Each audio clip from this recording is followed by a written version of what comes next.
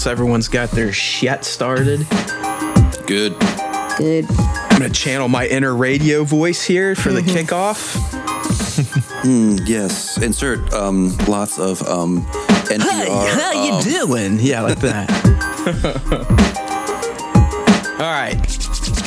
Phone is on silent. Cat is chilling for now, although he'll probably get anxious here in a little bit.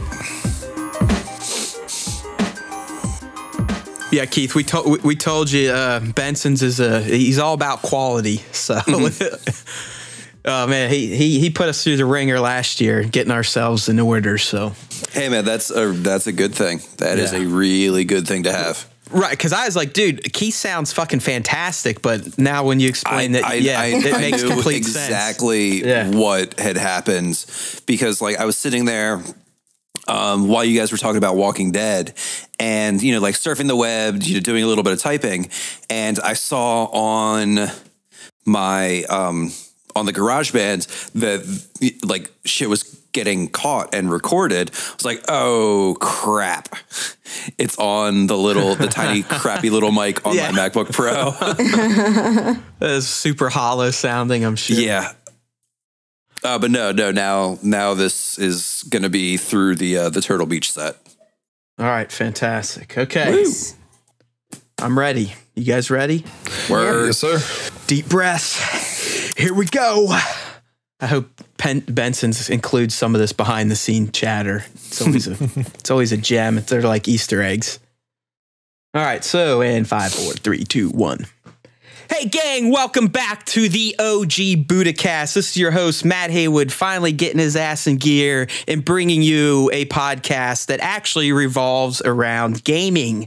Thank God for the likes of Justin and Nick, who have kind of helped to keep our podcast episodes cranking out with their BudaTube series that they've created after they wrap the NFL season. So we've got a larger team now. We've got a new caster in Keith, who I'll introduce in a little bit. So hopefully we will get back to doing the OG Budacast at least every other week, rotating with the BudaTube cast. So it's good to be back. It's good to hear myself in my own head by wearing headphones and speaking into a mic. Okay, so today I've got 3 friends with me, all from the EB team, and we're going to talk about video game backlogs. All right, are they good? Are they bad? Do they introduce a little too much stress into a gamer's life? And where did they come from? I mean, if you really think about it, backlogs are something new, and I have some ideas of why there are backlogs. Some are very obvious, others you might not think of them, but I mean, it's really, I think within the last 6 years, 5 years is where this whole massive backlog thing started to kick off in gaming. So we're going to talk about that, then hopefully kind of transition into this trend of developers kind of turning us all into masochists and playing games that we know are going to be brutal and punishing, and some that we may not even be able to beat without a guide, and we may beat ourselves while playing them. So, why is that happening? Does that kind of contribute to people's backlogs, so on and so forth? So that's kind of where we're going to go today on the latest episode of the Budacast. So we're just going to call it the Backlog Conundrum and other shit like that. All right, so let's introduce the team. Again, I'm Matt Haywood. I'll be the host. I'll be playing Howard Stern today. We've also got Anna Febo down there in Florida, which I'm sure is much warmer than up north where Keith and I reside. How you doing, Anna? I'm doing good. It's actually raining. Oh, don't even start. It's still probably 80 degrees. It's fucking 34 here. Yeah, so. It's that humid rain, though. It's like, it's gross. I feel so bad for you. Yeah, you should. Yeah, right. I only experienced that 34-degree weather when I was in Boston for like 4 days. Yeah, and what'd you think about that? It fucking sucks, doesn't it? It does. Or was it kind of a novelty for you and you kind of thought it was cool? Well, because you don't deal with it all the time. Well, yeah, I mean, I thought it was cool because, again, I'm from Florida, but I was layered. I mean, a friend of mine lent me a very long coat that literally covered me from... Did you get it like a babushka hat? Yeah. Well, not really. I mean, I had a Cookie Monster beanie, so, but I had layers on, so I felt fine. But yeah, I mean, the piles of snow were as tall as I was. And I'm 4'11", so that just puts that into perspective. So yeah, but it was cool. I didn't get to see snowfall, but I saw plenty of snow. Got it. Yeah, that whole PAX East thing still burns my ass. I don't know who's on their board that said, let's go ahead and move PAX East up a month in early March in Boston, because it's not like it doesn't fucking snow there until April. It was funny walking on the sidewalk though, because I guess it's like black ice, so you can't see it on the sidewalk or on the street or anything. So I'm walking and I almost fell a few times. So I did the balancing dance. So I know I entertained a few drivers at some point in Boston. You gotta be a ninja. Gotta be a ninja in the north, especially when it's snows. I mean, I enjoyed it. I mean, I fell in love with the city. So I'm like, I want to move here. Yeah, it's not bad. Snow and all. Boston. All right, cool. Well, let's go down to another one of our regular OG casters, and that's David Sieber, who has relocated to the Lone Star State, where the stars are bright day and night. How you doing, David? I'm doing good. Getting adjusted here. Roads are terrible. Not used to that, but they're all like that chip tar, right? Where it's essentially, it's not even real pavement. It's not really the quality of like the pavement. It's whoever designed the layout of them. It should never be required for you to take a U-turn as your normal route on a highway. Well, I was going to ask, because I lived in the Fort Worth area for a year, and what people don't understand with Texas roads, you have your main highways and whatnot, but on the side, you're always going to have these service roads. So when you get off on an exit, you're not doing one of those cloverleaf turns per se. You're getting off on a side street service road. And like David said, a lot of times to get onto the highway going the other direction, you literally have to U-turn around. So yeah, I get it. But it's pretty cool down there. Yeah, it's pretty nice. Interviewing for some other jobs here and just driving around town, getting to know the place. I've never seen so much green in my entire life. Really? So yeah. I'm from Arizona. Are you kidding me? We have cactus. Yeah. So yeah. Well, I mean, Texas is fairly barren too in certain parts of the state. So I've been to Houston, Fort Worth, Dallas, never Austin though. So. Yeah, it's hill country here. Got you. So did you get a job with a game developer yet? I actually did talk to EA. Their employment staff wasn't very on top of things, but I was trying out for a game advisor job, and they were like, "You're awesome. We would have actually gotten back to you, except we never told the employment website that the position was already filled." So, there you go. So yeah, I'm gonna save that email just to. Thanks, EA. Yeah. All right, cool. Yeah, close to that. Messing up employment status, one person at a time. Haven't they won like the most hated company the past 2 years? Dude, like. Yep. Awesome. And then we have a new voice on the OG cast. He made his debut on the Budacast network last week with the Tubecast, and that's Mr. Keith Mathias, who hails from you're in Maryland? Yeah. Sort of the suburb-ish areas of Baltimore. Gotcha. A little bit further out into the country, but a nice little jaunt away. Did you grow up with Shay, or did he like move there and you guys were buddies, or how'd that come to? Okay, we're talking about Brian Shay, one of the newest Game Informer editors that Keith's real good friends with. I know him personally as well. So, okay, so weirdly enough, we actually grew up like 10 minutes away from each other. Okay, but so Mount Airy, the town where Brian grew up, is actually divided. It straddles the lines of 4 different counties. So he went to school in Frederick County, whereas I was in Carroll County. Never knew each other until we went to Salisbury, where he was actually my RA during my freshman year. And I could see Brian being an RA. He's that type of guy. Yeah. Yeah. And I mean, he was cool. He was the only RA that ever wrote anybody up. But at least in my building. So for all so wait, how old are you then? I'm 27 and Brian's 28. Jesus, man, I'm so fucking old. I mean, I blow all of you away. I'm going to be 35 in July. I feel like I should just retire from the game industry. I haven't made it yet. Might as well get out before I'm 40. I mean, what the fuck? Right? Anna, you're sub 32, aren't you? 31. Oh, okay. You're in the 30s. You're an 80s, early 80s baby. Yep.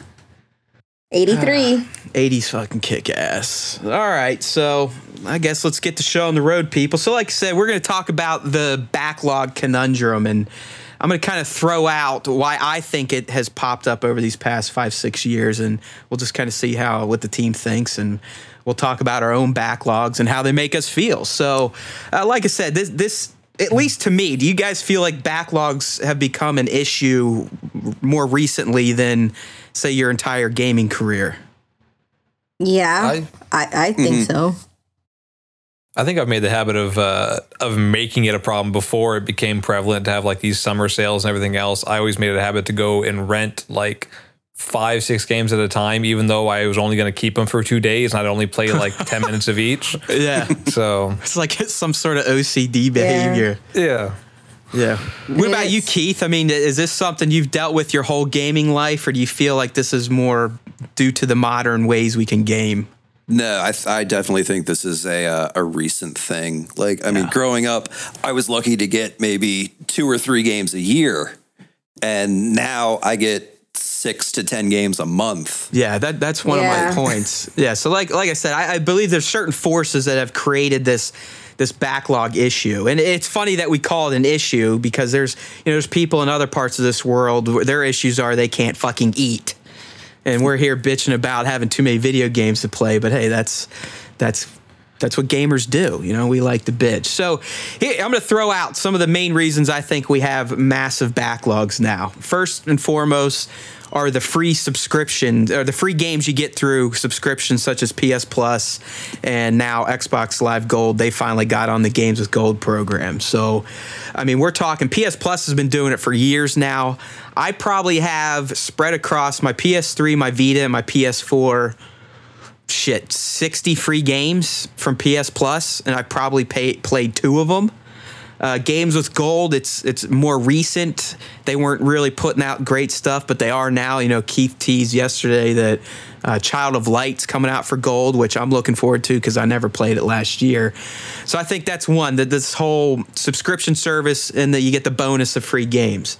There's also the free-to-play movement in general, which just opens up more games to people to at least try without investing a ton of money. And then finally, there's just more avenues, more devices to play games on. You got smartphones, you got tablets, there's more handhelds than just Game Boys.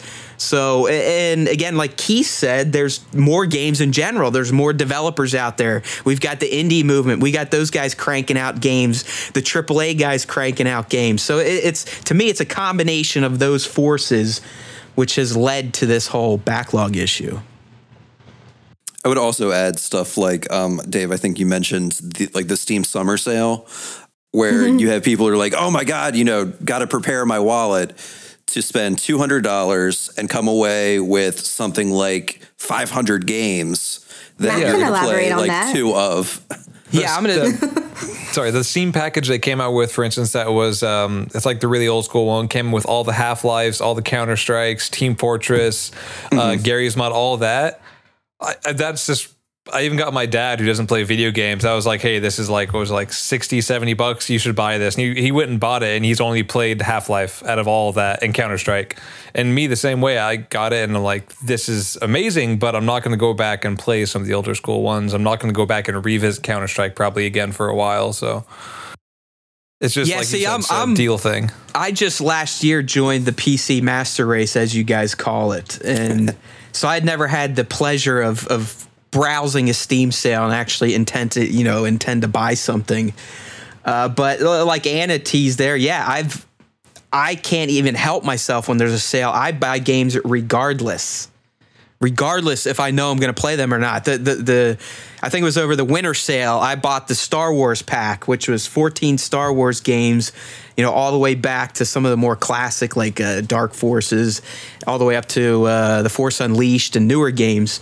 It was $75 or $65. I'm like, how the fuck can I not pass this up? I know I'll never play them, but at least I can say I own them.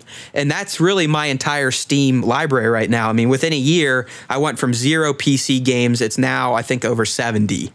So yeah, I think that is a big reason for the backlog thing. And really, to me, it's just They're almost like impulse buys. The deals are so damn good that you can't stop yourself from clicking on the buy button. And it's so interesting because my issue with the backlog has been we just get every game that comes out. Like we would just go and buy it and we wouldn't really have the time to play. So it just sits there.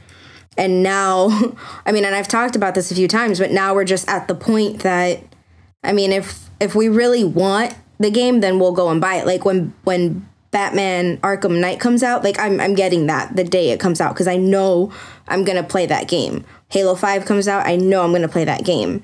But like the order, I waited. I mean, it went on sale and then I got it at Best Buy with my Gamers Club discount and I got the game for like $32. Have you played it yet?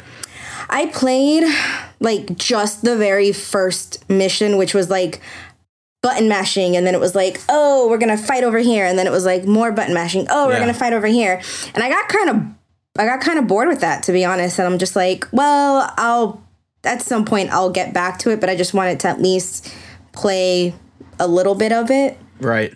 But I mean, I'm in the minority that I somewhat enjoyed it. I hope there'd be a second one. I don't think so because it's been a financial disaster, I believe. But it is what Ann is saying. It starts out. It almost feels like a Telltale game where it's all story related. Then it goes into these little QTEs, but eventually it opens up into some third person pop and cover type of Gears gameplay. But yeah, to each their own. You know, everyone doesn't have to like the same games. I don't know why people get so bent out of shape when others don't like games and so on and so forth. Yeah, I mean, I get, you know, everyone's entitled to their own opinion. I completely understand that, but I just don't think it's necessary to just completely shit on someone's opinion just because you absolutely hate the game. I mean, if you're the kind of, I mean, if you want to be a troll, I mean, go for it and be a troll. Just don't fuck with me. Just don't. The world needs trolls. I'll tell you what. I mean, as much as I hate N4G, when trolls get on one of our submissions, that's how we're gonna get traffic. So, but I mean, we should just go completely sensational to own N4G. Like every post title should be, "Holy fuck, this is the greatest fucking shit." Fuck. Yeah. Obama loves Call of Duty. Yeah, exactly. Oh my god. Yeah. Obama really over there, we got to keep it. We have to keep it Sony oriented because that site is clearly prefers Sony content over anything else. But yeah, anyways, I mean, let's move off of N4G in the order. But going back to the whole backlog deal, and I want to touch on a point Keith made earlier. Those of us that grew up in the 80s or the early 90s gaming, I mean, what we have? We had the 8-bit NES. That was about it. And it's not like developers cranked out games like they do now. I mean, shit. I remember Nintendo, I'd get maybe 1 or 2 games a year, maybe at Christmas, and I would play those throughout the year. Well, I might go down to Blockbuster and rent a game for a weekend, but you'd pretty much get one Nintendo game and it would last you a year. Well, my dad was the one growing up who played Nintendo, so we had like, I don't know, like 30 Nintendo games because he was the one that played, so we didn't have to, you know, beg my father, oh, buy us this game, because he went and bought them. So yeah, that's another good point. I mean, we're all at an age now where if, like Anna said, if a game comes out and she wants it, she can go get it. She works, she has the money. So that is another factor of being older gamers coming from the retro days that, we have disposable income now and we dump it on games knowing that we're not probably going to get to them all for some reason. I also find it funny that when we got games as kids, like you said with the NES, or for me with the Sega Genesis, when I got Sonic the Hedgehog or when I got Zombies Ate My Neighbors, they weren't extensive games. They were fairly small games by today's standards where you wouldn't play them for really that long. They would be something that nowadays would be on like a handheld. But they would take up your whole time because you only got that one game per year. So you'd be only playing that 1 or 2 games. Yeah. And they were tough too, and you didn't have really saves or anything. So if you had to like leave and go with the family somewhere, you basically gave up your progress, knowing you'd have to restart. Or you would have to write the password down, so then you can go enter it, so then you can pick up where you left off. Hell yeah, Mike Tyson's Punch Out and Metroid. But we have games nowadays that are so much longer and so much more expansive, but they're coming out so much more frequently that we're buying more of these games, but you'd think that it would be the same thing as before, where we would only buy one a year because they're so expansive that you can play them for much longer, but yet we're getting more of them and dividing our time between more games that if we got as kids, you would never have to buy us another game again. Right. If you gave me Dragon Age Inquisition when I was 8, that would have been it. Yeah, it would have like taken me 3 years. You would have played that. Exactly. Yeah. I'm still playing Skyrim. It's 4 years later. Oh yeah, I mean, I've walked. I hit 200 hours on that bad boy, and I stepped away after that. But Yeah. but even back then, I mean, when was that? 2011. 11. Wow. Skyrim? Yeah. Yeah. Yeah. Yeah, even back then, I don't feel like I had this huge backlog issue for some reason. Here's another thing that plays into it for people like us. I mean, when you're in the industry and you write about games and you build a following and you get the interest of PR people, you end up maybe playing games that you don't want to play. I mean, that doesn't sound great, but you know, being a reviewer, being in the media, sometimes you are going to have to cover stuff that you may not be dreaming about. So that also adds to, at least for me, I mean, if a PR person says, here's a game, could you review it? That automatically halts any game I was playing for my own personal enjoyment, and I move on to the work side of it. Mm-hmm. Yep. I mean, that's true. I mean, but it's also, you know, it's like you were saying, there's so many different platforms to play on now that it's hard. I mean, I try to divide my time up between what I have on the PS4 to what I have on the Xbox One, and then it's like I just get exhausted thinking about it that I don't even want to play. It does get stressful. I guess that's the other thing we could talk about is, should we let these backlogs stress us out, or are we just being ridiculous? I think for me, it's stressful on two parts. You have the website stuff where they put out so much stuff, and we as like a team got to keep up with it. And sometimes they'll give us a game where we're not really sure how much time it's going to take up. Like it could be a game that seems really short. Like when I did the review for Ishbara, on the surface, it's a relatively short game, but because it's such a high level of difficulty, it takes up so much time, and that you kind of have to, like, more games keep coming on. You're like, well, it just takes up a lot of time trying to beat the higher end difficulty games like that. But then on the personal side of things, it's a little stressful when you have, like, for instance, I went down to GameStop like last month, and they had their 3 for $10, and I got one of the games I got was Dead Space 2. I haven't even gotten the time to beat Dead Space 1 yet. And I'm like, well, everyone's like, it'll come up you in need a two just in case. Yeah. Yeah. It'll come up in a conversation. I'm like, well, I can't talk about it. I have it. It's sitting on my shelf. Haven't even finished the first one. And it's, it's like, was it? We bought Far Cry 4 only because on Amazon it dropped to $29.99, and at Target, like through their Cartwheel app, the game was 30% off. So I'm like, well, if I can get them to price match it and use the 30% off, I can get this game relatively cheap. I'm sorry, I said 29, it was 39. So I went to Target. They price matched it to what it was on Amazon. I was able to use the 30% off, and because I have the debit red card, you get another 5% off. So I paid $20 for Far Cry 4. I was like, yeah, so that goes back to like the Steam sale. It's like there's something in us as consumers. Maybe it's just we've lived in this capitalistic society for so long and have been, you know, just inundated with commercials and buy. I mean, let's face it, our TV. You got local news to scare you so you don't leave your house, but then you got commercials so you spend your money. I mean, that's how we are raised. We're raised to consume. And it's something like, if we see a deal, it's like, fuck it. I don't need it, but I'm buying it because it's cheap. Yeah, because I mean, in reality, I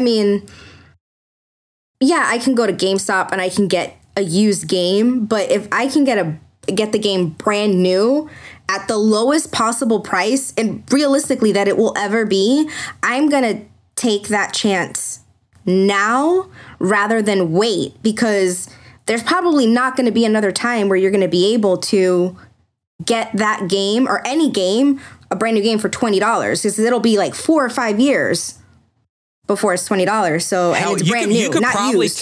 You could probably take Far Cry 4 to GameStop right now and still get $25 back on it. Yeah. Probably, but I don't trade in my games though. That's the thing. Like we don't ever trade in our games. If we sell them, like if we get rid of them, like we sell them on eBay, because the trade in value sometimes it's ridiculous. Like what's the point? you know, if you buy the game at $60, you have to catch GameStop during one of their insane combo offers. For like sometimes, literally, if you're part of their reward zone or whatever the fuck it's called. Yeah, Power Up Rewards Pro. Yeah, Power Up Reward. I even have their damn credit card. I mean, I'm a goon too. Oh my God. Oh yeah, I get like an extra 2 points per purchase or Good something. Lord. Although, side note, I have cashed in some of my Power Up Reward points and I got a kick-ass Ninja Turtle like neoprene sleeve for my MacBook. I've gotten some other tchotchkes from it. So just got the Dragon Age Inquisition lanyard. See, like I said, I mean, there's some little chintzy shit on there. That you're like, I got I don't like pink, but they had a pink Gears of War 3 shirt for women. So my husband used some of his points when the game came out to get me the shirt. Cause he's like, I know you like Gears. So here you go. And it was a girl shirt. But I mean, sometimes they'll say, yo, if you bring in 4 games, you'll get an extra 30%. And if you're Power Up Rewards, you get an extra 20. I mean, I've walked out of there sometimes with over $100 in trade-in value. Yeah, it's just kind of shitty. The trade. Yeah, I know. I'm lazy. I'm gonna go there. I'm not gonna take the time to post a picture on eBay and all that shit. I'm just gonna walk in and be like, "Here's my stack of games. So give me my cash. I'll buy some bullshit you have on your shelf." I mean, dude. I mean, to each their own how they want to spend their money but I mean, if you know that you don't have the time per se. I mean, the best advice that I can give is just maybe be smart with your money. And if, you don't have the time, like maybe just get a game that, you're excited about, play it, and then, go from there. But there's honestly no point in wasting all your money when a game comes out right away. I mean, you can be kind of smart with some of these purchases. And I don't mean Steam sale. I don't mean a Steam sale buy 50 games either. Well, Steam with their list of free things, I have literally, it was a while back, but I literally spent one day going through all of Steam's page where it said free games, and I think I downloaded one of each. And just go through, there's I think half the games I have in my Steam library I haven't actually played. Oh, and that's also true. I mean, like what Matt was saying, I mean, part of the backlog too is with the freaking PlayStation Plus and Xbox, Gold or whatever. I mean, it's just ridiculous. I'm exhausted thinking about it right now. I'm fucking stressed out. I'm sitting here thinking about all the games I have just on my coffee table. I still have Metro Redux in its wrapper. Like Metro Redux HD, what they re-released 2033 and the other one. It's still in the wrapper on my coffee table. Yeah, it's... So yeah, I do stress out about my backlog. I mean, I guess in some ways we kind of have the way that I've been thinking about it is approaching my gaming backlog the same way that I'm approaching all the books that I haven't read. Like I went to school for literature, so that's what I do. So I think about all the books that I haven't read or all the movies that I haven't seen. And there's no way that I'm going to get to read everything or see everything. There's no way I'm going to get to play everything. Is that depressing? Sure as shit it is, but I don't know.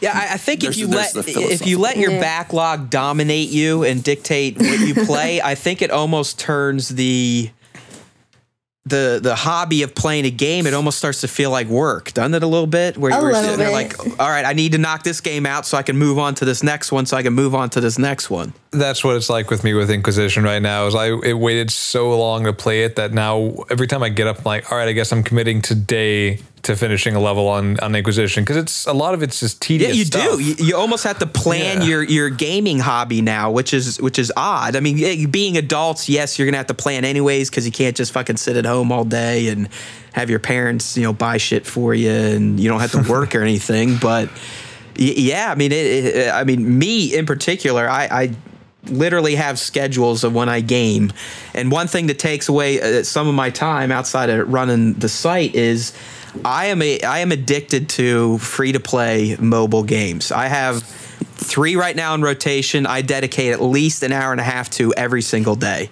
and that's Boom Beach, Star Wars Commander, and SimCity Build It. Every day, hour and a half, without question. Still haven't played the Commander one. Oh, dude, I love it. I mean, I just rolled over some rebel base right here. I was taking a dump, and I had 2 AT-ATs come in, and then some dewback stormtrooper units, and some heavy storm. I fucking love that game. I mean, yes, it's Clash of Clans. I just stick to Clash of Clans. It's Star Wars. It's Star Wars Clash of Clans, and you can be the Empire or the Rebels. I tried it. I didn't like it. Damn it, Ann! I need you to join my faction so you can donate troops to me. Just restart it, pick the Empire, and join my faction. It's called Yes, Lord Vader. What's this game called again? Star Wars Commander. It's a free-to-play mobile app, Android, iOS. It's literally Clash of Clans to the T. For Star Wars. I've not spent a cent on it. I've not spent a cent on any of these games. I mean, you should see my SimCity Build It City at this point. I mean, I feel like it's a work of art, and I haven't spent a single dollar because I have, I guess, the patience to just know that these games they're kind of quick bursts. Like I said, an hour and a half a day, maybe spread out, sitting on the toilet, stuff like that. But, well, maybe because you have to build up, your barracks. You have to build everything up. So the fact that you can leave something building, go away, exactly. You're at work, and when you come back, it's done. Got it right there. I guess I appreciate how the game is to be played, where it's not a game where you got to sit there and dedicate 45 minutes to an hour to achieve something. You can go in, you make your moves, and then you come back later after the time is burnt down. Yeah. Or you could be people that bitch about free to play and are like, oh, I got to pay all this money just to make the thing go fast. It's like, well, then don't play it. I mean, it's set up. Free to play, I don't have a problem with it, but it is set up for the devs to make some serious cash on suckers that can't be patient and just want things to unlock early. I mean, there was a news story a little while back where kids were getting their parents' credit cards charged like $3,000 for Clash of Clans. Yeah, Clash of Clans in-game purchases.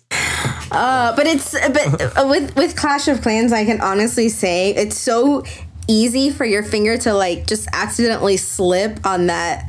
Like if you hit your gems and you don't have enough, it's so easy to just accidentally not purchase, but get there. How bad? I want another builder droid so bad to speed up my production, but I'm not going to pay to get 1,000 gems. So I'm just going to suck it up. I'm going to harvest rocks and trash piles and get 1 gem at a time. Yeah. And maybe next year I'll be able to buy a new. Yeah, that's what I did in Clash of Clans. I harvested my gems.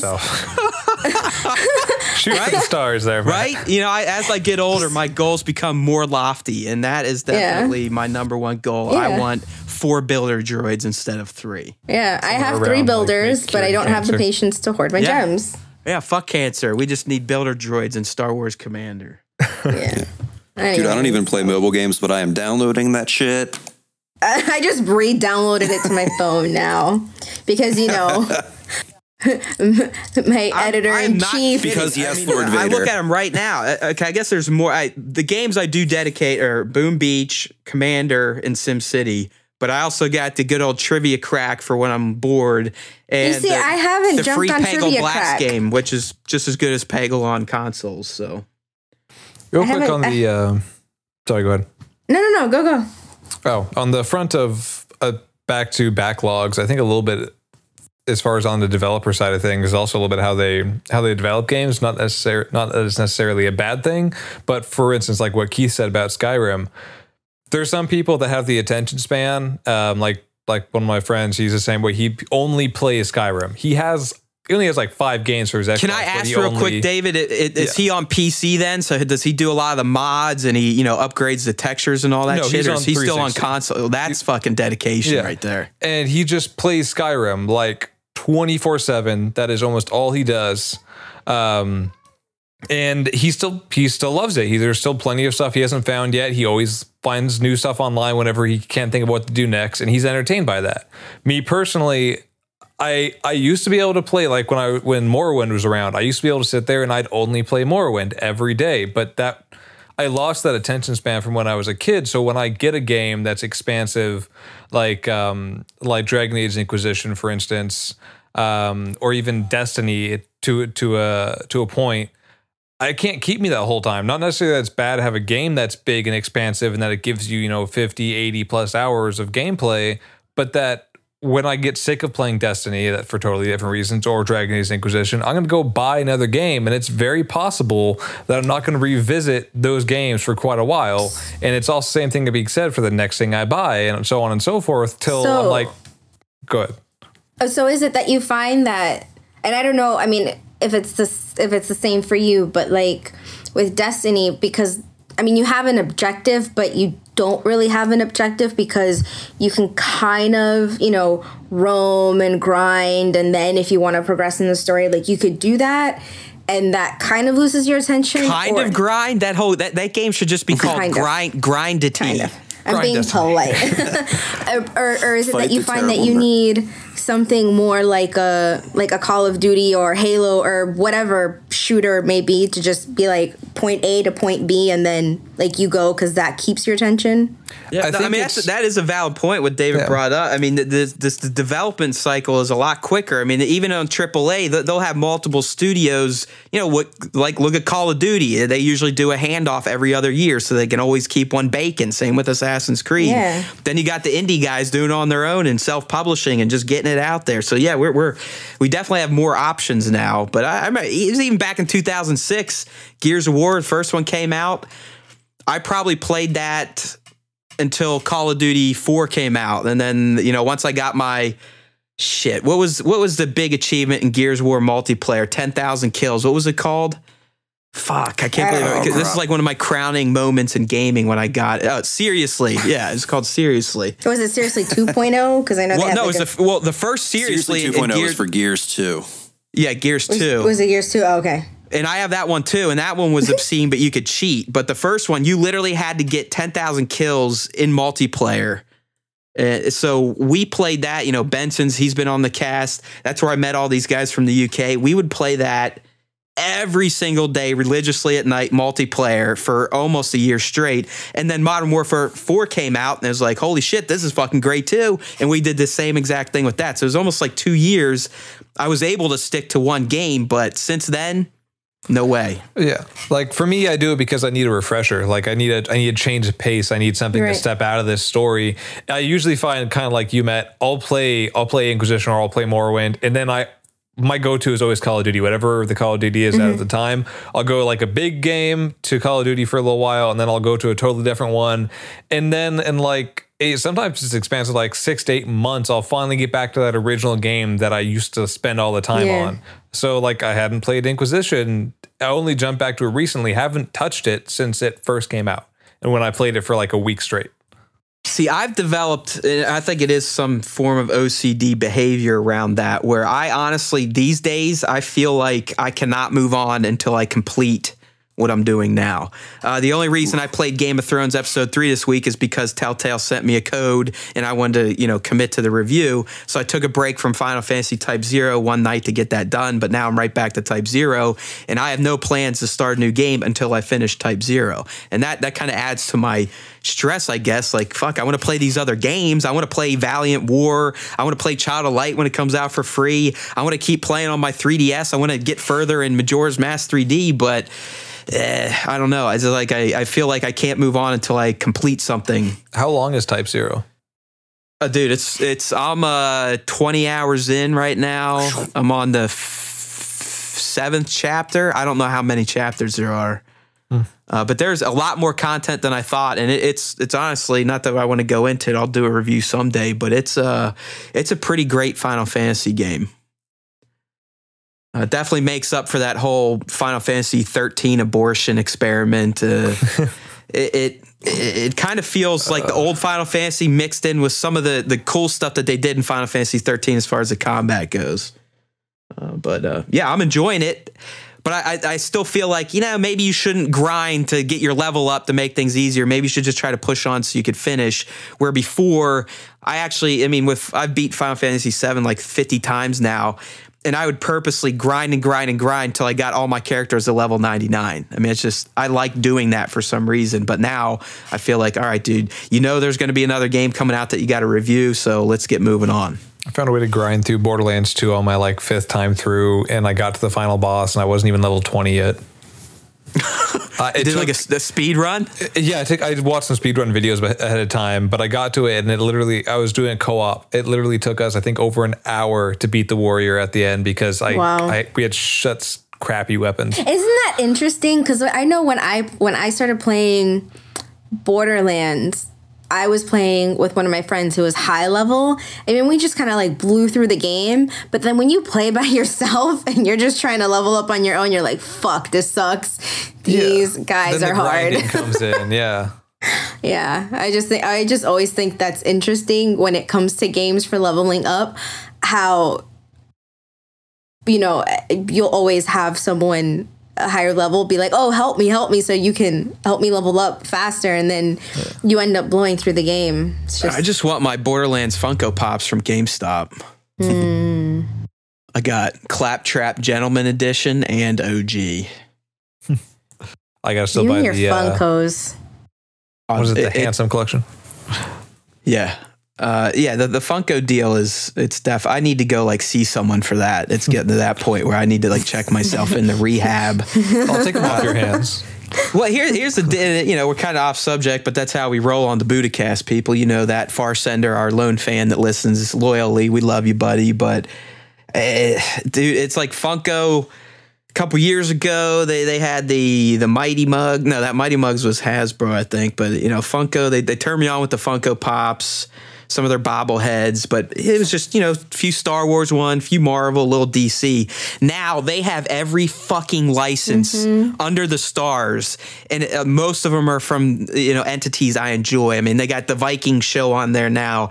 They're doing the third round of the Avengers. Black Widow was announced. You got the rainbow colored Batman's coming out. You got it's just ridiculous. I mean, you should see my wish list. You should see it. It's probably $500. Of Funko Pops. My only gripe with some of the Funkos is that some of them look the same. Like there isn't anything like distinctly different. Like the Colossal Titan, that's worth getting because it's different. It's the exoskeleton of Anna, they're all worth getting. No, they're not, Matt. They are not. That's the first step to admitting that you have a problem. I need more. I just did I go through Entertainment Earth. That's one of my favorite toy dealers online. And I just did it's probably about a $350 order for upcoming Funko Pops. I can't. Well, they don't charge you.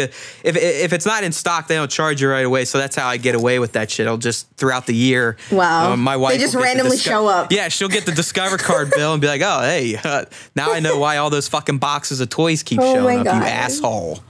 So, hey, whatever. That's why I work, I guess. All right, so back to the backlog. I mean, have we beat it into the ground, I think? I mean, I think so. I at least admit that it does stress me out. I'm not kidding around. But I still find time to dedicate to my smartphone games because maybe you can play them while you're taking a shit. Let's be real. Oh, they're great for the toilet, but I even now at night, I mean, I reserve time after I'm done playing a traditional, console or PC game. I will reserve an hour before I watch some TV, and that's why I stay up till fucking 3 or 4 every day because I work 15 hours and I fuck around with gaming and then my mobile games, and then before you know it, I want to watch The Arrow or Flash, and it's 3 a.m. and time to go to bed and do it all over again. Okay, I want the Psycho from Borderlands. I want that Funko Pop. Oh, dude, they're sweet. I mean, it's the girl. David, Jack, please don't do it. Don't go into the light. Two claptraps and step away. I even bought the Evolve ones. I mean, I didn't think Evolve was a bad game. I've already traded in. I don't care if I ever play it again. But even the Evolve, like the Goliath tall one, that looks fucking sweet. But it hasn't showed up yet either. So, Funko Pops. If I go to PAX Prime again, I'm going to the Funko Factory. Guaranteed. I'm putting it out there right now, people. Take it to the bank. Oh, it's only $9. Yeah, that's the other thing with Funkos. It's not like they're killer. You guys, stop it. Enough. They have the Daryl Dixon riding his chopper now, too. I need to get that because I just got the crystal ship from Breaking Bad with Jesse sitting in it. I'm like, yeah. All right, P. Well, this isn't the collectible podcast. Maybe we'll have to start one of those. So. Yeah. I want to move into kind of what Keith brought up yesterday when we were riffing on ideas for the cast. And, this week, obviously, a major game came out. I mean, Bloodborne is here, people. From Software. People have been daydreaming about this game since it was announced, almost was it last year, 2 years ago at an E3? I can't remember, but obviously people knew it was going to be a ball buster. It was going to be kind of in the same vein as the Souls games, Demon Souls, Dark Souls, so on and so forth. So you knew going into it, it wasn't going to be a cakewalk.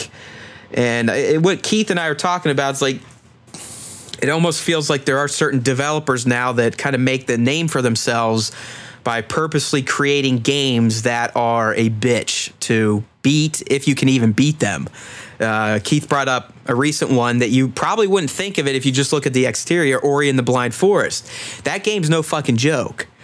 So when I see that people beat it in 3 hours and they don't die, I question if they're robots or not, because I mean, I'm not the best gamer by any means. I'm also not a complete fool, but there are certain sections in Ori that you almost have to die 20 times just to figure out what you're supposed to do. And that's kind of what the Souls games are. It's like they're built to you die and die and die until you figure out what you need to do. And I haven't played Bloodborne. I actually don't have much interest in it because of what Keith brought up. It's like, okay, you got these super hard games. They're deep. You know there's going to be a lot of time involved. So would you just rather maybe work on your backlog than dive into a game like that? And I think I'm going to go with I'd rather work on the backlog than put myself through a bunch of punishment. I agree. I mean, I tried playing Dark Souls.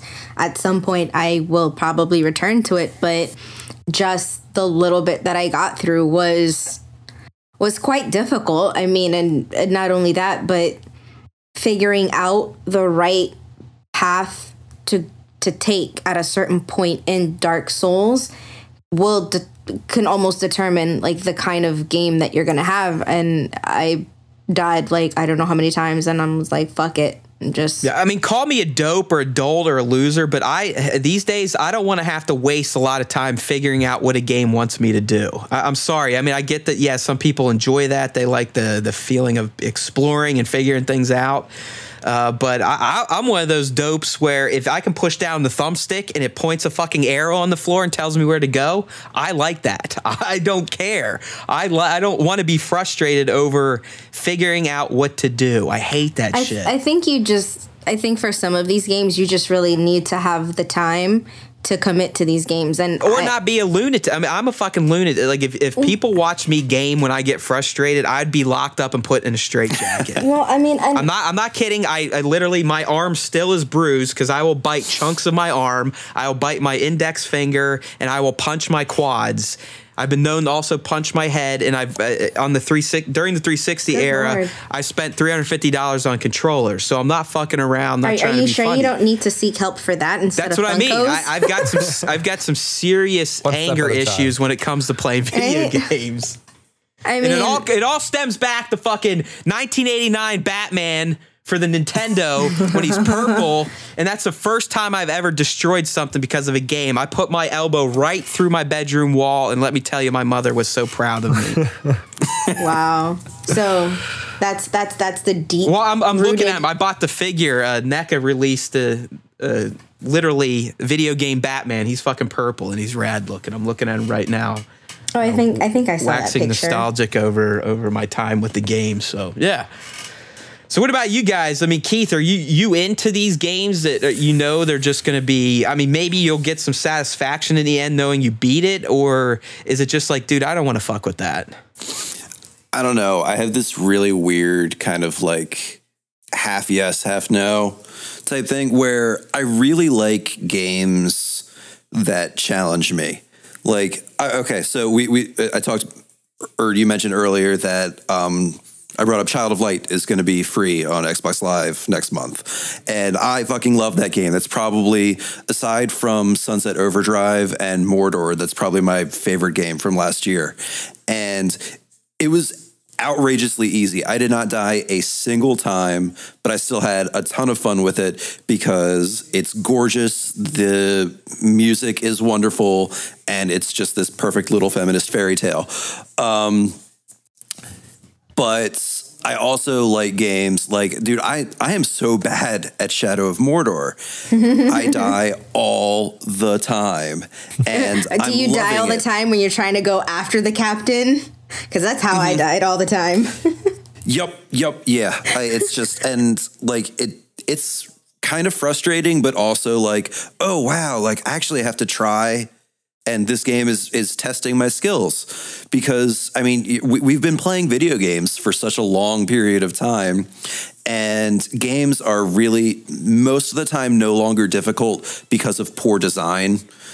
You know what I'm saying? I mean, we have checkpoints, we have saves now. I mean, none of that shit existed. All right, you people out there listening, if you're listening and you grew up in the late '90s or 2000s, or your first console was your first PlayStation, you have no clue what it was like to game back then. There was no ability to save outside of a game like maybe Zelda.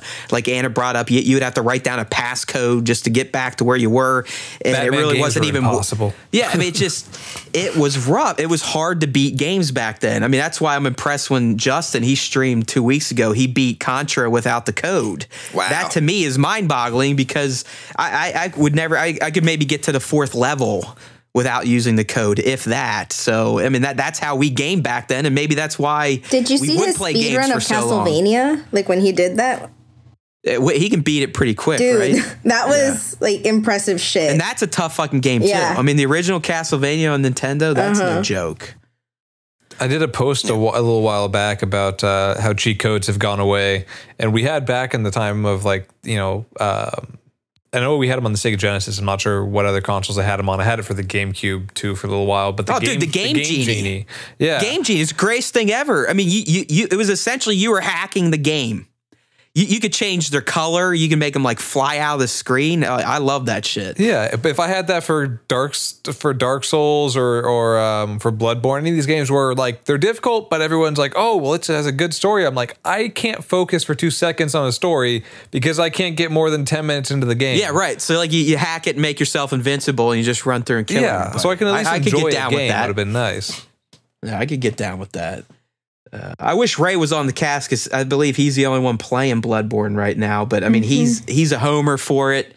He's wanted it ever since it was announced. He's a real big Souls guy. One bro, son bro, whatever the fuck bros they are in the Souls series. But I don't know. Maybe I'm a curmudgeon, but I never was that blown away by what I saw from Bloodborne. I was just like, so what? I mean, am I weird? I'm with you on that one. I wasn't too impressed on it either. It reminded me of Resident Evil 4. There are other people that probably aren't impressed with games that I get jacked over. I mean, that's just how things are. But I mean, there's people out there now like, oh my God, Bloodborne saves the PS4, puts it back in the lead. Xbox One's going out of business. It's the best fucking exclusive out there. It's the only exclusive you need on next gen. It's like, all right, whatever. I like when games give you the option of having difficulty. Like, I'm going to go rebuy the Devil May Cry Definitive Edition HD remake. I don't think it's out yet, correct? I'm wrong. I haven't okay, good. I just want to make sure I didn't miss it. But I'm going to go buy that when it comes out, and I'm going to go play it again and actually try to beat the, you know, what is it like? Legendary or whatever. Yeah, they have some crazy, it's super hardcore, like Angel versus Demon mode or something like that. I can't remember. But I'm going to go actually try to officially beat that. And it's fun because I've already beaten the game on regular, and I got to enjoy the story on a difficulty that was normal. It was challenging, but you could still enjoy it. When games give you the option of going back again with a better difficulty, then it becomes a totally different game in and of itself. Same thing with BioShock Infinite.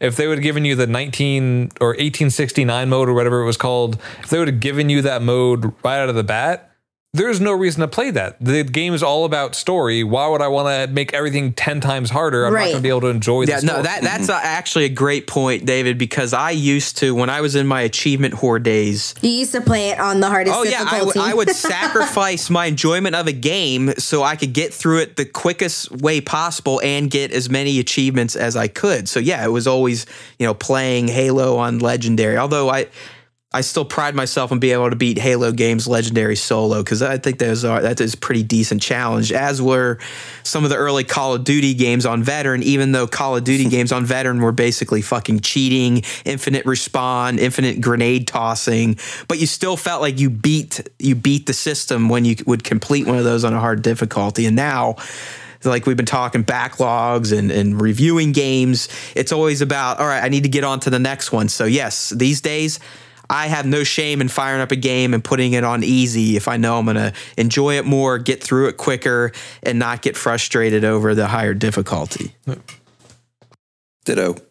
I think that's also a good way of getting other people in. Like I think I said last time I was talking on the podcast, I got my girlfriend to actually pick up BioShock Infinite, and oddly enough, she paid for it, and it just came out for free on Xbox Live, which I find funny.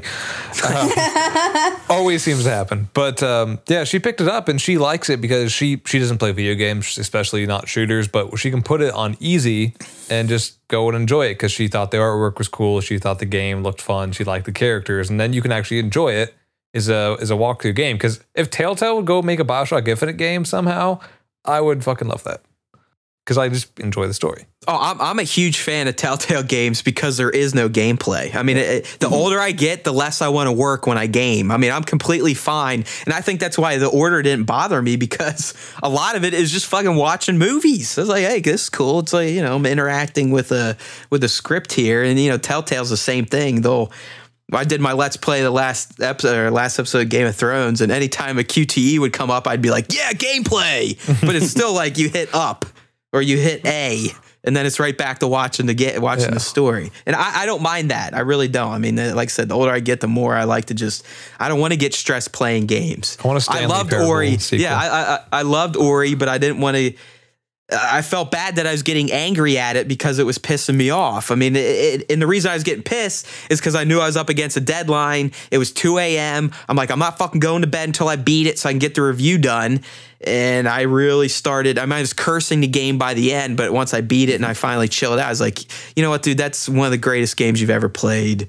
Yeah, it tested you, but it was fantastic. When you beat it, it felt good. So, you know, sometimes it is worth the ass kicking. And sometimes it's not. Totally, dude. I felt this or similarly in the whole like staying up. I need to get this done when I was reviewing Assassin's Creed Unity, which that was miserable. The game was super easy for the first like 10 memory sequence or 8 memory sequences, and then the last 2 are just absurdly difficult. Not to mention the fact that I was playing it before the like 40 patches. So see, and that to me is that to me is worse than the game just being super hard throughout the entire experience. Mm-hmm. I hate games where you're like, oh, I'm fucking kicking this game's ass, and then out of nowhere, it's like they remembered, oh yeah, we should probably program the AI to do stuff. And then you start getting your ass kicked and you're just going, what the hell is this? I mean, I need a seamless experience. Either go full on hard or just give me a nice natural medium type of challenge that progresses throughout the game. I mean, I can see where, you know, it kind of layers. You start on level 1, but by the time you get to level 10, it's going to be naturally harder because you've gained more experience, you've gained more power, so on and so forth. Or but when it just comes out of nowhere, it's like, where the hell did that come from? Yep. It's kind of cheap. Or when you take a game and when the difficulty amps up, like with Splinter Cell, when you amp the difficulty up, it doesn't just make everything harder. It takes realistic parts and makes them more amplified. Like, it's realistic that if you knock a bottle off a countertop when the guard is standing 5 feet away, he's going to turn around. Instead of just having him, oh, well, you have to shoot him like 5 more times to kill him. There's more realistic aspects added as the difficulty goes up.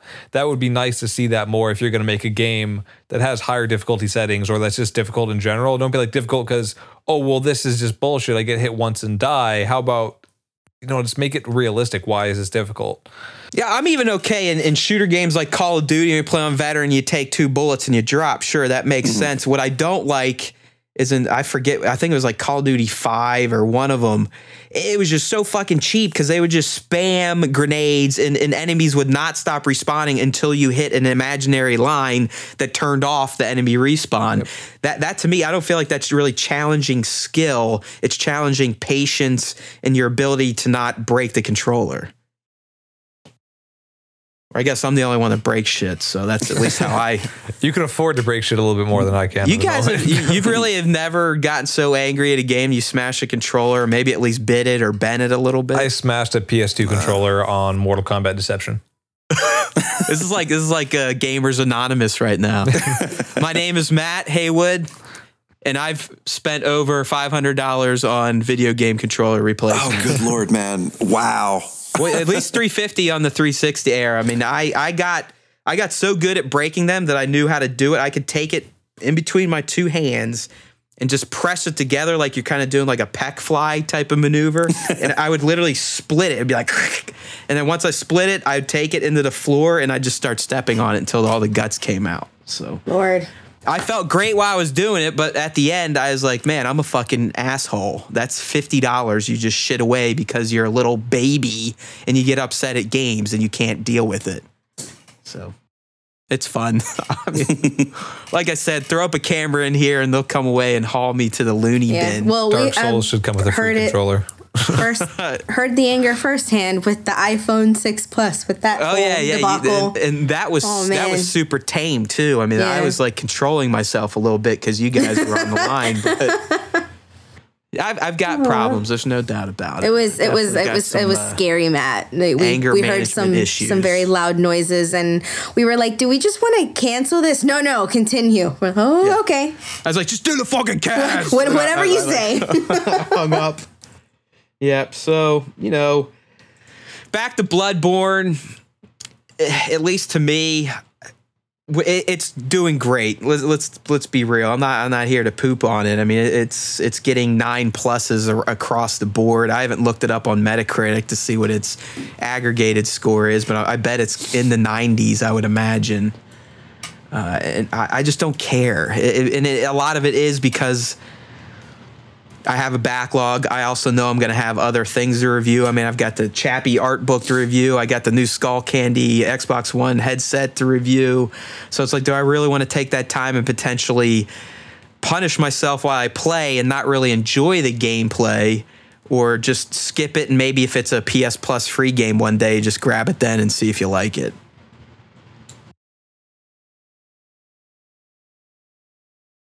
That's that in a bag of chips. Had a little Dead Air Dave action going on there. Word. So, gang, is there anything else we can squeeze out of our backlog and masochistic games discussion, or should we maybe do a quick what we're playing right now segment and then go on to the plugs? Option 2 sounds good to me. All right, yeah. So we've usually done this on the OG Budacast. We typically have some sort of topic, which then devolves into random tangents and me saying the F word too many times, but so what? That's just the way I talk. My dad was in the restaurant business, so when I was little, I used to hear him every Saturday morning calling his restaurants and chewing them out because they did something wrong. So it's just natural to me. I even do it sometimes in my lectures, and I sit there and go, you're probably going to get fired one day, but whatever. Sometimes they like that. They feel like I'm more of a person when I talk like a normal human and I don't act like a professor. But anyway, so let's go around and kind of talk about what's in our console or what's on our PC right now. What are we playing and how do we like it? Go ahead. We'll start with Anna. Right now I'm currently playing Axiom Verge. If you don't know about the game, it is a throwback to Contra, Metroid, 16-bit games that I grew up playing on the Nintendo.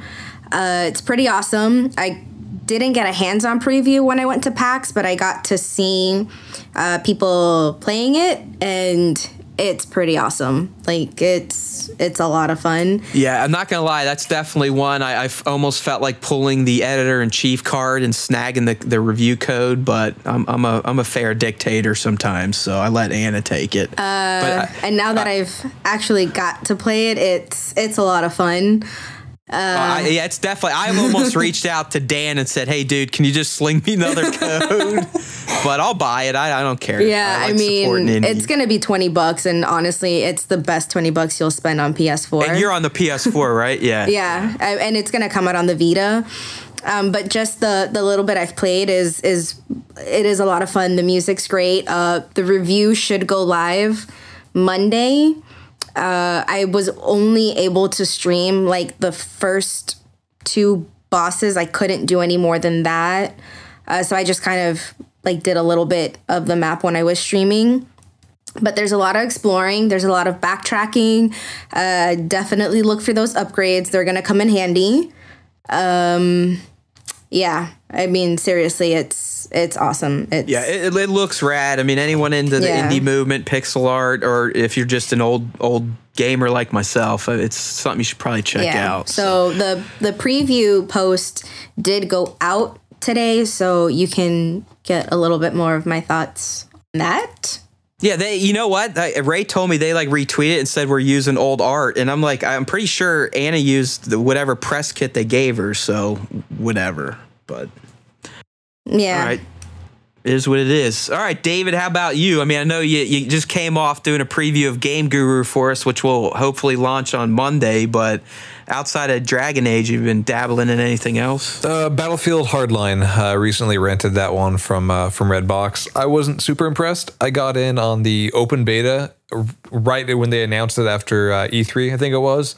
I was on there and I applied for it and I got into that and I was playing it straight like every day for a while. Whoa, hold on. Sorry. But I was playing that nonstop and I loved the beta. And then now that I'm actually playing the game, I'm not super impressed. The levels aren't really that well crafted. They're kind of bland compared to like Battlefield 3 or even 4. They're not as open, obviously, because you got that cops and robbers thing going on. And the guns just seem, again, there's not as many and it's not as fun. And they give you a whole bunch of melee weapons to choose from, but honestly, I mean, if they would have just given you a few more guns instead of like 80 different color palettes for a knife, I would have been happier. So I'm a little let down with that one. I'll probably just go back to Battlefield 3 and 4 again. Did that ship with a campaign, like even a half-ass campaign, or is it pure multiplayer? No, it came with good campaign. I didn't get a chance to actually play that. I was just focused on the multiplayer, but the campaign looked pretty decent. I'll have to still check that out. But yeah, the campaign was supposedly supposed to be a lot better than Battlefield 3, which got almost none of my attention because it was just terrible. It was like 4 hours long. Yeah, and it was. But you know what? I still would rather have something like that than a game like Titanfall or Evolve, where there's nothing that resembles an actual campaign. Yeah.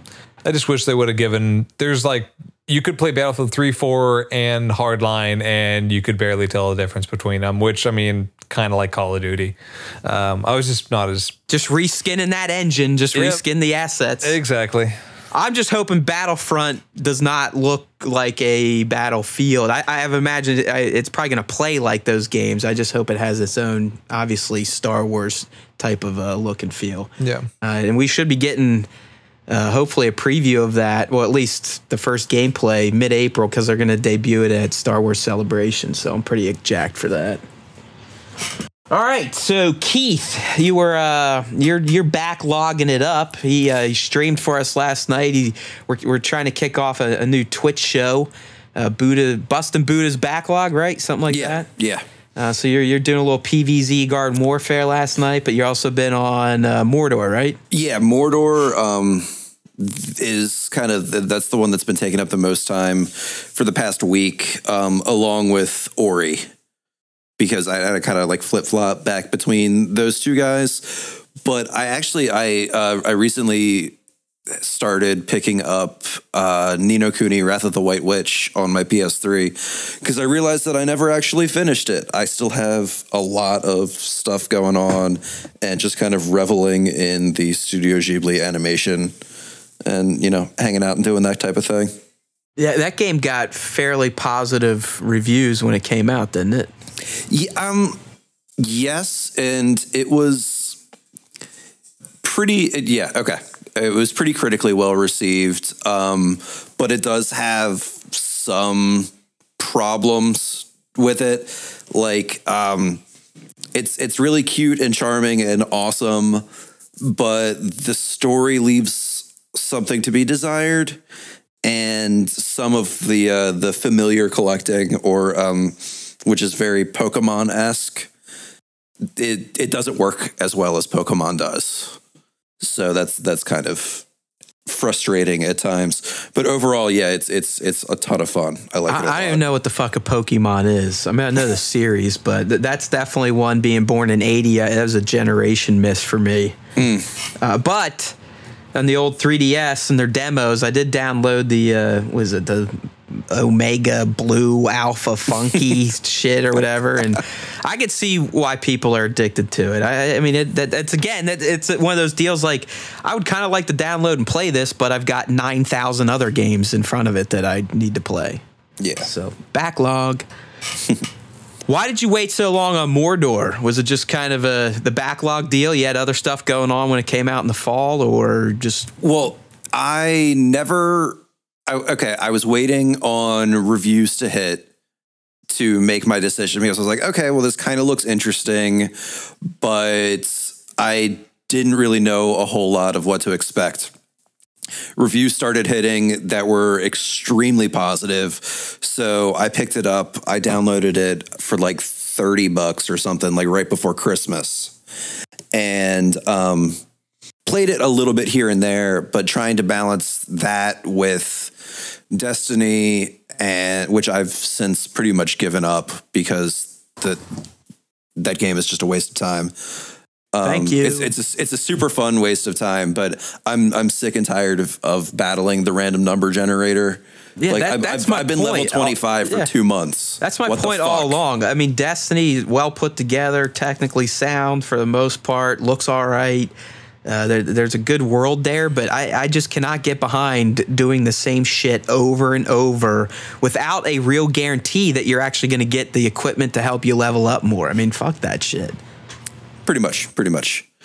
But yeah, so I was playing through a whole bunch of stuff. Like, I still haven't finished Transistor. Oh yeah, see, that's another one. PS Plus, PS Plus, that's sitting right the there. Best fucking game ever. There's another thing. Like, I bought it, and then 2 weeks later, Sony was like, "Hey, it's gonna be free next month." Yeah, you're like, sweet, awesome. But anyway, yeah. So I found that I bounce between games a lot. So like, I'll play one thing for a night, and then the next night I'm going to be doing something else. And then I won't play a game for a week, and then I'll play something totally different. So this time I sat down and I played Mordor for like 4 hours. I was like, you know what? This is really freaking cool. I'm going to finish it like before I do anything else. So that's why it's taken me so long. Are you wading through the DLC as well, or just the core game? Core game right now. I like it enough that I actually probably will buy the DLC though. Yeah, see, I love the game, but oh geez, puberty, son. Have your balls not dropped yet? We'll have that talk later. Hell, man. I'll tell you what, I mean, I'm a short dude now, but I used to be a beast in middle school, because I think I went through puberty in 4th grade, but obviously I'm having a second spell of it right now. No, but it was one of those deals. That's a game where if I ever find a break in the onslaught of games to cover, I'd love to go back and get platinum on it. I've never platinumed a PS4 game, because during my trophy achievement horde days, I dedicated all multi-platform to the 360. So that's why my gamer score there is like 122,000, where on PlayStation it's just, I'm like a level 12 trophy artist or some shit. But yeah, Mordor is one of those games where I'd be fine going back and collecting random shit just because I love being in the world.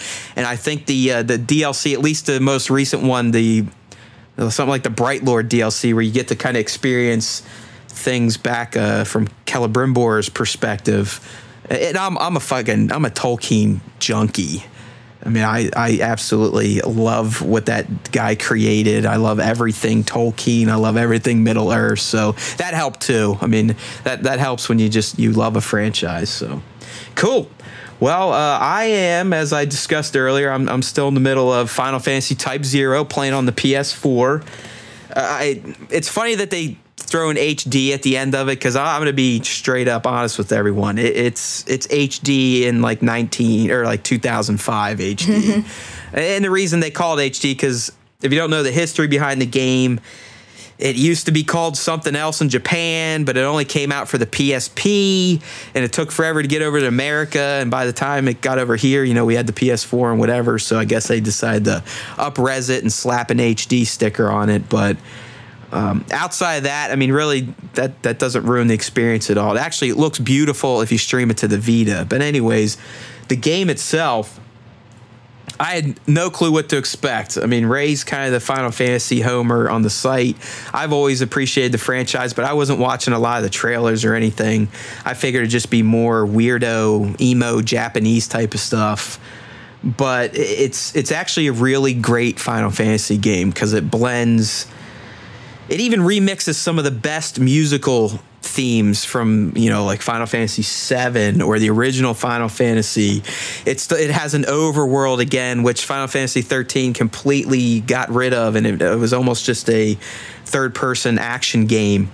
Where Type 0, it still mixes that in, but the combat is unique where, yeah, there's random encounters or you can run into stuff and fight them. But there is no clock. There is no, active battle gauge. You're controlling one character. You have two AI characters, and it's just like a third-person hack and slash for the most part. It almost feels like Metal Gear Rising Revengeance, where it's got that real fast motion blur when you turn, and everything's pretty twitchy. But I mean, outside the voice acting, which is just god awful atrocious. I've recorded a few clips that. Hopefully, if I ever get time, I'm going to try to make like a YouTube video, like just, what the fuck are they saying in Type 0? Or, I'd almost, let's just put it this way. I'd prefer if they just left it in Japanese and had English subtitles. Because it's like they think all of us Americans are just, like Valley people, essentially. All the girls talk like,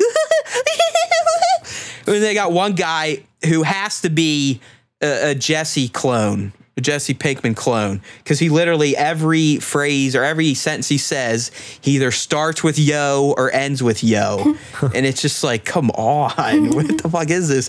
And like most Final Fantasy games, or at least modern ones, the story for the most part, you have no idea. I mean, yeah, there's a war going on, but outside of that, you don't really get an idea of the motivations behind the war and why they're doing this or the other thing. You're just kind of like, you just go along with the show and roll your eyes at some of the cutscenes. You're like, all right, let me get back to the gameplay. So hopefully get it close to being wrapped up this weekend. Like I said, I've got 20 hours plus dumped into it. Get a review out next week, but it's definitely giving it a stamp of approval. It reminded me of why I like Final Fantasy games in the first place. And then this week for review, and that's already out on entertainmentboo.com, I played the 3rd episode of Telltale's Game of Thrones. And quite frankly, it's the worst of the 3 so far. Not bad, just not. I didn't feel like it.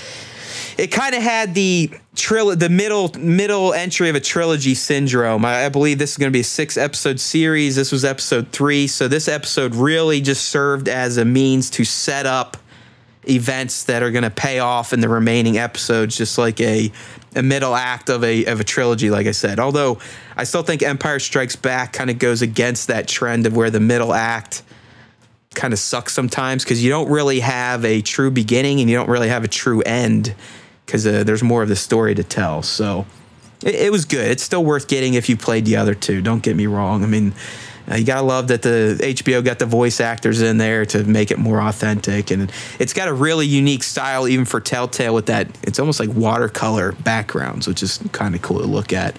And then, as always, this motherfucker's playing his mobile game, Star Wars Commander and Boom Beach and SimCity Build It. So come get some. Check out my city. It's massive. I'm almost up to 300,000 Sims. Love it. So yeah, that's that. All right. Good deal, everyone. So let's go ahead and put this episode to bed. We'll do the good old plugs around the table, starting with Anna. Anything you want to share, plug, promote, shit on? You can follow me on Twitter at Febzilla. Come back to the site on Monday for my review on Axiom Verge. But if you're listening to this after Monday, just go check it out. Yeah, just look for it. Click on that little magnifying glass on the site and search for it. It's like magic. That's it. All right, cool. David? You can find me on Facebook, or you can add me on Steam or Xbox Live under 6th Night. That's NITE. Besides that, I'm going to jump back into Hardline for another couple days and try to actually go beat Dead Space 2. First one, and then 2.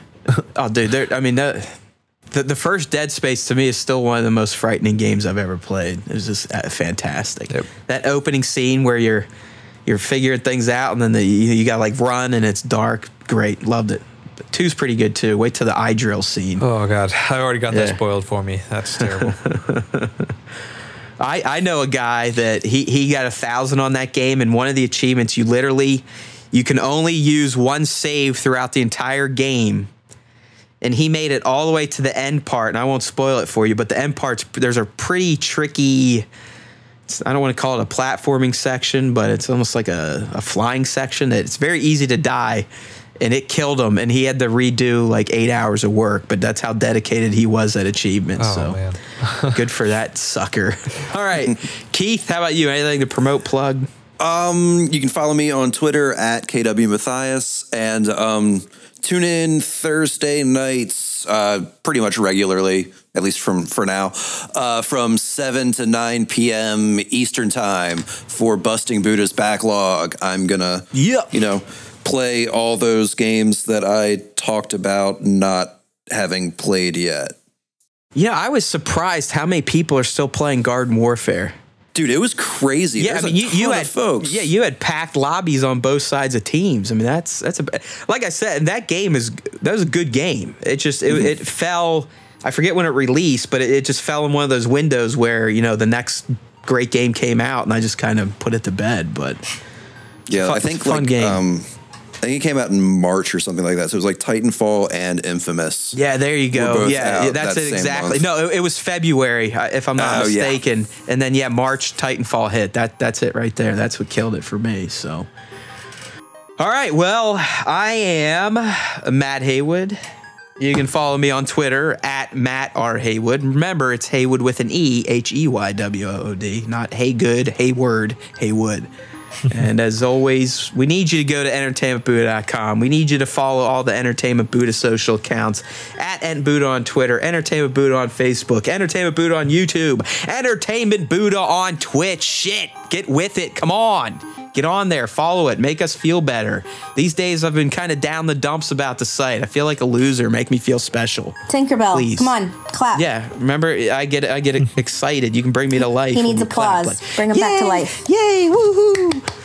So, come on. I mean, everyone out there, they're bitching about top tier media. They're colluding with developers. Guess what? You're not going to get this at Entertainment Buddha because a lot of people don't even give a shit about us. So we're going to speak about games the way you think about them. We are regular people too. All right?